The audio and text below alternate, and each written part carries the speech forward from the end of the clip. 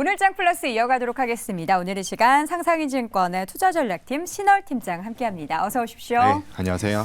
아유, 우리 팀장이 이번 주 엄청 바쁘셨겠습니다. 그렇죠? 네, FOMC가 있는 주는 눈코 뜰 새 없이 바쁘시죠?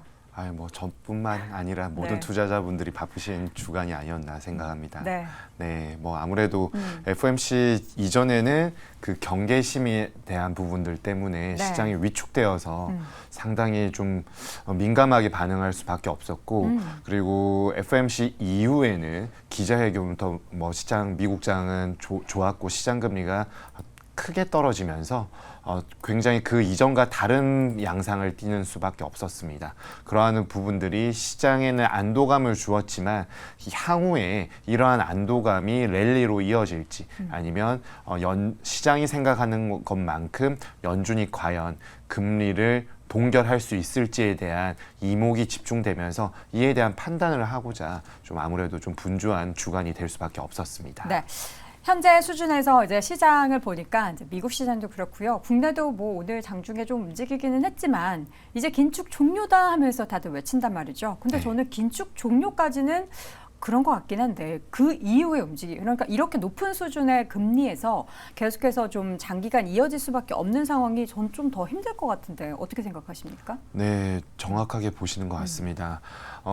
지금 시장의 논란은 기준금리를 인상할지 아니면은 동결할지에 대한 판단을 아직 하는 과정 중에 있다라고 진단하는 게 적정하겠고요.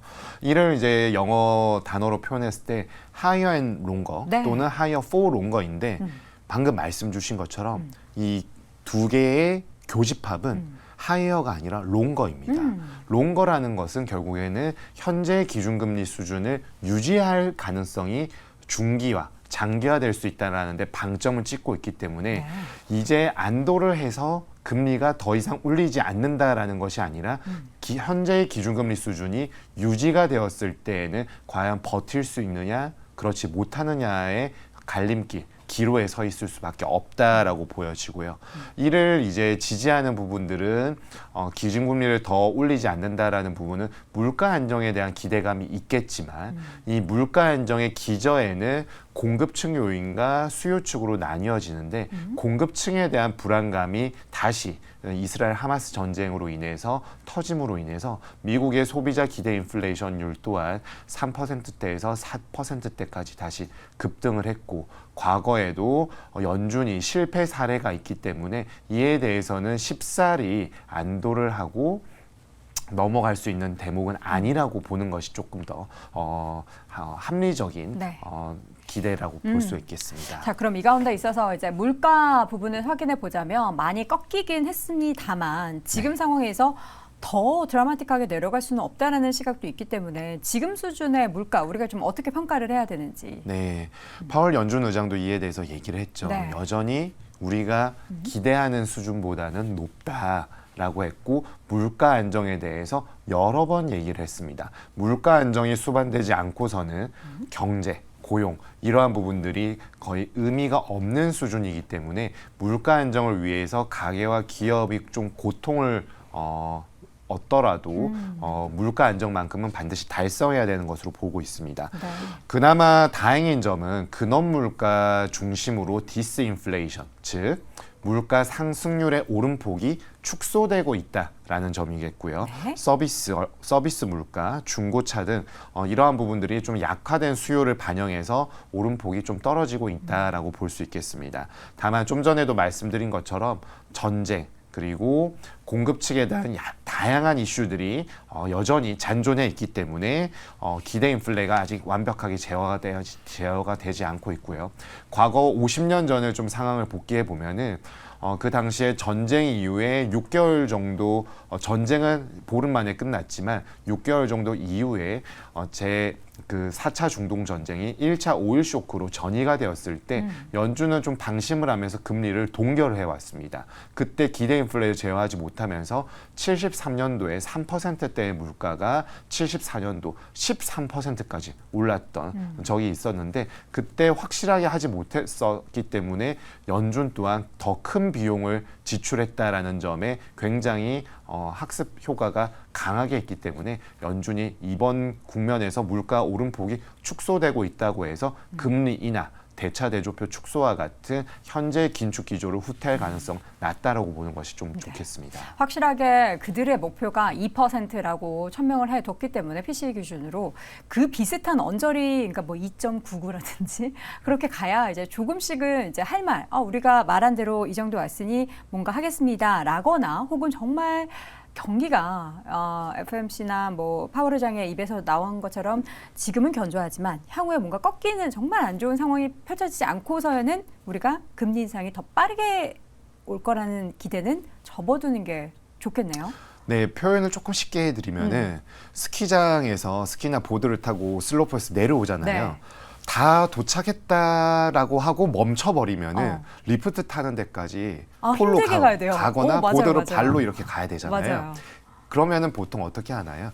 내려와서 속도를 서서히 줄이면서 리프트까지 맞아요. 가면 슉 가죠. 빨리 리프트를 탈 수 있잖아요. 네. 그러니까 지금은 리프트 타기 위해서 슬로프를 내려오는 상황이고 도착한 다음에 조금 더 가는 속도를 유지하는 것을 볼 겁니다. 즉 내려와서 평지에서 연준은 조금 더 눌러주기 위해서 네. 그 현재 긴축 기조를 조금 더 유지할 가능성이 있기 때문에 아직은 다 내려오지도 않았다라고 보는 게 적절하겠죠. 와, 우리 또 스키 보드 타는 걸 또 비유해 주시니까 바로 또 이해가 됩니다. 네, 다음 주부터 조금 기온이 내려간다고 하니까요. 이제 탈 시기가 또 네. 다가오고 있죠.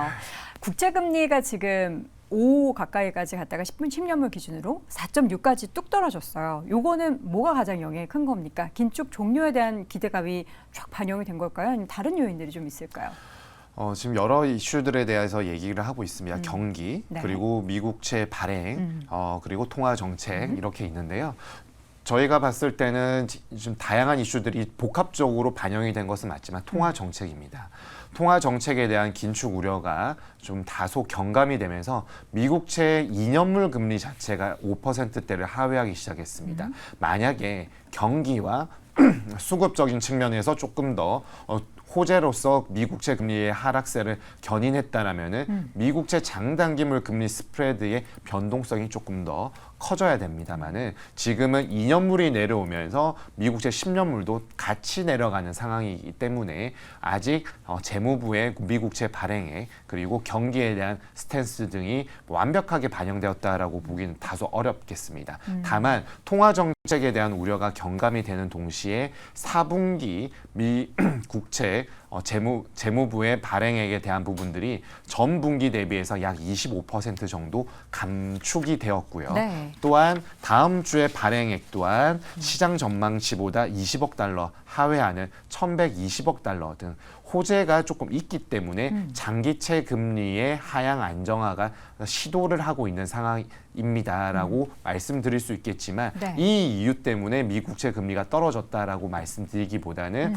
통화 정책 때문에 단기채가 내려왔기 때문에 장기채도 같이 내려가는 상황이다라고 보는 것이고 만약 장단기물 금리 스프레드의 역전폭이 더 커진다라면은 시장이 그나마 좀 기대하고 있는 미국 경기가 좀 균열이 가는 것이 아닌가라고 생각할 수 있는 대목은 있지만 아직 그 신호는 좀 미약한 수준이다라고 진단해 보겠습니다. 지금 시장에서 그러면 지금 시점에서 채권 투자는 어떻게 좀 방향성을 잡아야 될까요?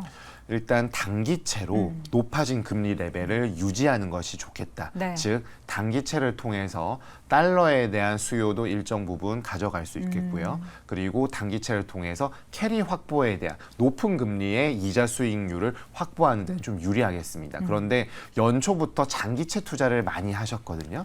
이때 금리가 오르면은 듀레이션이 크기 때문에 손실 자본 평가 손에 대한 부담감이 클 수밖에 없습니다. 네. 저희가 봤을 때는 11월 중순부터 12월까지는 아직은 보수적으로 대응할 필요가 있다라고 말씀드립니다. 알겠습니다. 이렇게 해서 채권 투자 전략까지 확인해봤고요. 오늘의 시간 상상인증권 투자전략팀의 신월 팀장 함께했습니다. 팀장님 고맙습니다. 네.